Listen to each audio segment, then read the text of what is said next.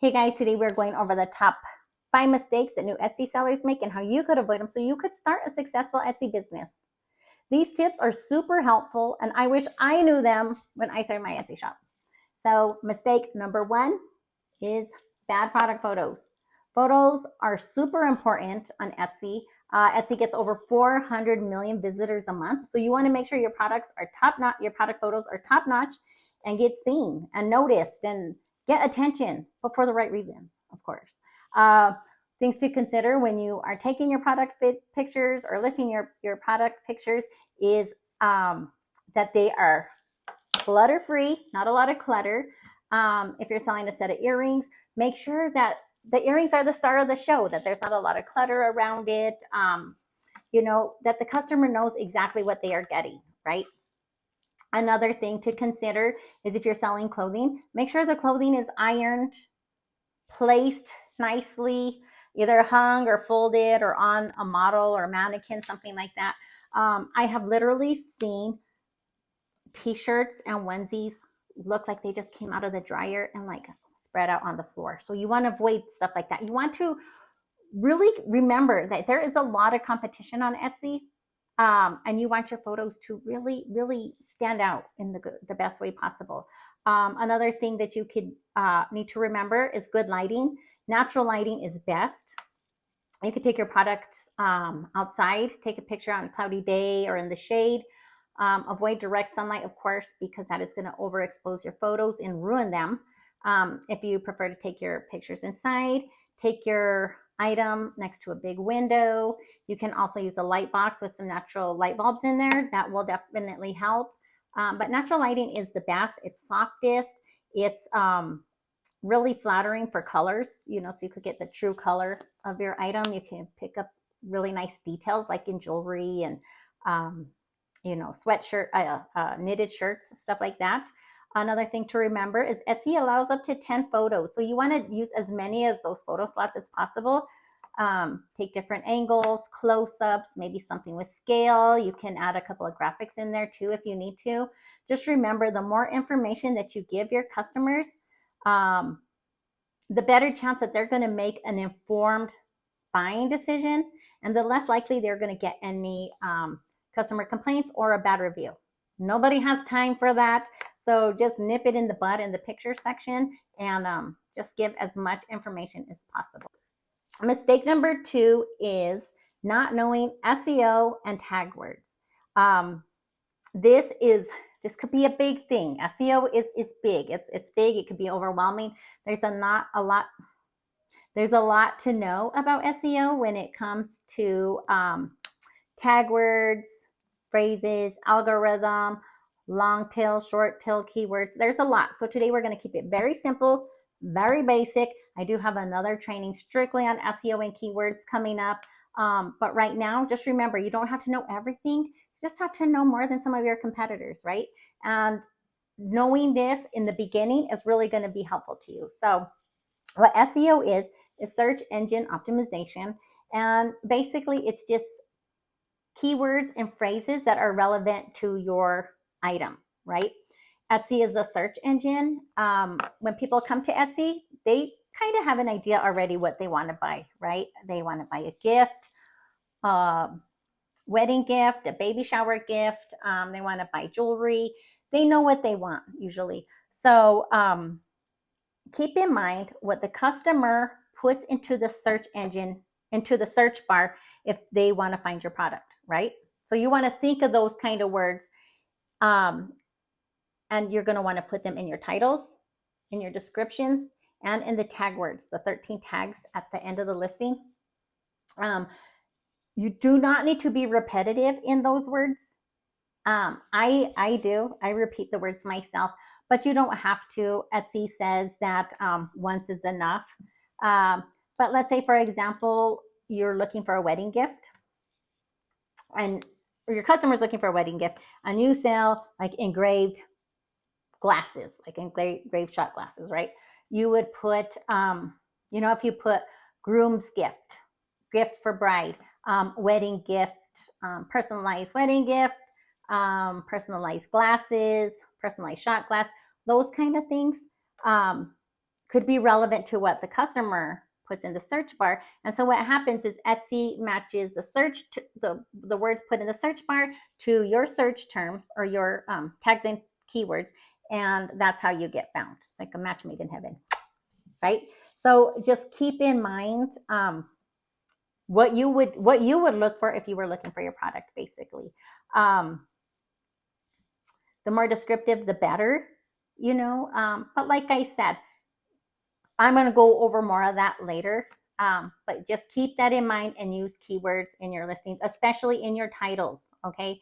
I don't think one outweighs the other, but a lot of times I see people, new sellers will use their titles and they will use them for like written for like a human, right?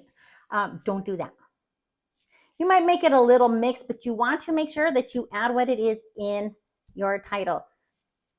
Back to the wedding, the shot glass thing, you could put, you know, wedding glasses for bride, wedding glasses for groom, wedding party glasses, those kind of things in the title, right? So, you know, you want to make sure to use that. There is also like keyword tools and SEO tools out on Etsy. I mean, not on Etsy, available on the web. There's Marmalade, eRank, Uber Suggest. There's a lot of keyword tools out there, but I'm warning you, it can be overwhelming. There's a lot to learn about SEO. So just keep that in mind. Mistake number 3 is branding. You want to make sure that your shop has a cohesive look to it. You want to make sure that you have a logo, a banner. You want to make sure that you don't have to have an avatar, but you want to think of some colors. You want to think of some fonts. You just want to have a cohesive shop look, right? That shows the customers that you are a genuine seller. It shows Etsy that you're a genuine seller. It shows professionalism. It sets some brand identity, like people are going to know, hey, those colors or whatever, they're going to know that they're your colors. It's going to set you apart from the competitor. It's going to help with your marketing, because when they see your branding, they're going to know it's you, and you're going to build a loyal clientele on Etsy. You really will. If good customer service, good products, you will get repeat business. So you want to make sure that you have a clear brand identity. It's just more professional. Mistake number 4 is underpricing your products. You want to make sure that you are pricing for a profit. Okay, nobody wants to work for free. You will get burnt out. You will get upset. You'll get salty. You will not want to sell on Etsy, right? So price for profit. You're going to want to consider the price of your items, your overhead, your Etsy fees, your shipping fees for your shipping supplies. Consider if you want to do free shipping or not. You want to consider all of those things when you are making your price, right? I always tell people to search the market, see what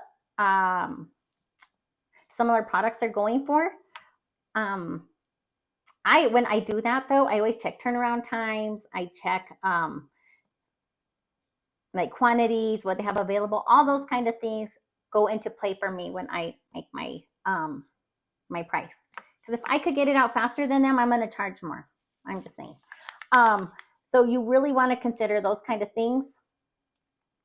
Check the market. Another thing to consider is how long does it take to make that product, right? Because if something takes you 5 hours to make, you're not going to want to make just a little bit of profit, right? So really, really consider your pricing. Mistake number 5 is not knowing your target market. You need to know, you absolutely need to know who is your target market. Who are you selling to and what problem are you solving, right? If you want to be successful on Etsy, you need to make stuff that sells. I mean, that's just the way that it is. You can make crocheted bunny earmuffs all you want, but that doesn't mean that there's a demand for them, right? So you want to sell something that is in demand, that is solving a problem, and you want to consider a couple of things when you're doing this. You want to consider your target market's age, their income level, like how often are they going to buy, right? those kind of things. There is a saying that says, if you sell to everyone, you sell to no one. And that is the truth. One of the most important things about having a niche market is it's going to make your marketing efforts more effective, because you're going to, market to a direct, specific group of people. The other thing is it's going to help with product development, and in the future, your customers are going to let you know like what they want. They're going to say, do you have this? Do you have that? So it's really going to help you with, expanding your brand. But that's one of the most important things. You need to know who you're selling and what problem you solve. If you can solve a problem, your customers are going to pay. Okay, they just are. So those are the top 5 mistakes. And for number 6, I'm going to throw in something just for me specifically. Don't give up too quickly. Okay, it's going to take time. It's going to take work. It's going to take effort. It's going to take grit, determination. You're going to be broken down so many times, but do not give up. Like, Etsy can change your life. Etsy changed my life. It changed my family's. It can really, really be a blessing, but it's not going to be easy, and it's not going to be overnight.